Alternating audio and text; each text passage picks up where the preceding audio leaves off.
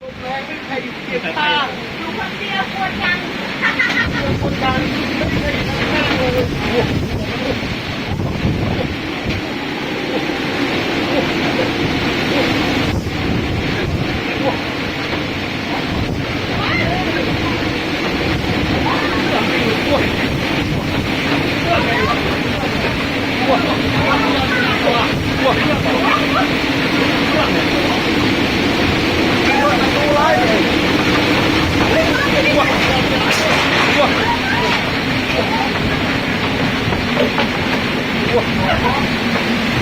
พายุเข้าอ่ะ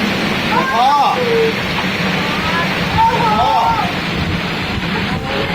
ลงแรงหลวงพ่อนะสายอยู่เยอะหลวงพ่อ